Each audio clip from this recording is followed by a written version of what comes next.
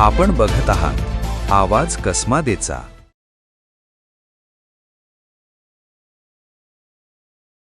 मुंबई, आग्रा आणि नाशिक पुणे महामार्गांना जोडणाऱ्या नाशिक शहरातील महत्त्वाच्या द्वारका चौकावरील वाहतूक कोंडी सोडवण्यासाठी सुरू असलेल्या सुधारणा प्रकल्पातील काही कामं पूर्ण झाल्यानंतर चौकाचा एक भाग वाहतुकीसाठी खुला करण्यात आला आहे। त्यामुळे गेल्या काही महिन्यांपासून पर्यायी मार्गांचा वापर करणाऱ्या वाहन चालकांना मोठा दिलासा मिळाला आहे। द्वारका चौक हा शहरातील सर्वाधिक वर्दळीच्या चौकांपैकी एक असून इतर 4 प्रमुख आणि 7 उपरस्ते एकत्र येतात। सतत होणारी वाहतूक कोंडी, वाहनांच्या लांबच लांब रांगा आणि अतिक्रमणाच्या समस्येमुळे हा चौक कायम चर्चेत राहिलाय।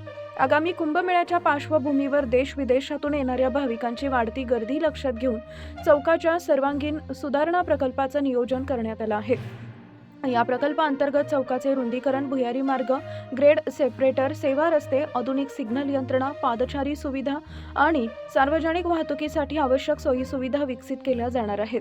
भुयारी मार्ग आणि विस्तारीकरणाच्या कामासाठी जानेवारी अखेरीस द्वारका चौक व त्याला जोडणारे काही रस्ते वाहतुकीसाठी बंद करण्यात आले होते। त्यामुळे पुण्याकडून धुळे व मालेगावकडे जाणाऱ्या वाहनांसह शहरातील अनेक वाहन चालकांना पर्यायी मार्गाचा वापर करावा लागत होता।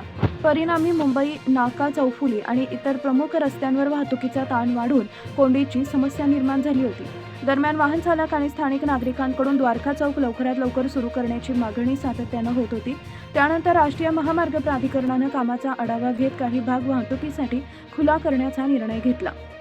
मंगळवारी मुंबई नाक्याहून धुळ्याकडे जाणारा द्वारका चौफुली ओलांडून कन्नमवार पुलाकडे जाणारा मार्ग वाहतुकीसाठी खुला करण्यात आला।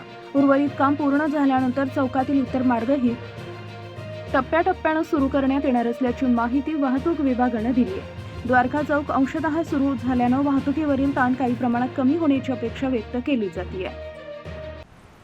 द्वारका येथील मागील 3 महिन्यापासून खालून धुळे ते मुंबई आणि मुंबई ते धुळे जाणारा हा रस्ता पूर्णपणे कामामुळे बंद करण्यात आला होता। त्याच्यापैकी जे 3 स्लॅब आहेत त्यापैकी एक स्लॅब 22 मीटरचा हा चालू झाल्यामुळे आजपासून धुळे ते मुंबई, मुंबई ते धुळे जाणारी वाहतूक पूर्णपणे सुरू करण्यात आलेली आहे। त्यामुळे नाशिक शहरामध्ये काठेगल्ली मार्ग, अशोका मार्ग आणि आतील जे मार्गावर जो ताण आलेला होता तो कमी होण्यास फार मदत होणार आहे। त्यामुळे ट्रॅफिक सुरळीत होण्यास मदत होणार आहे।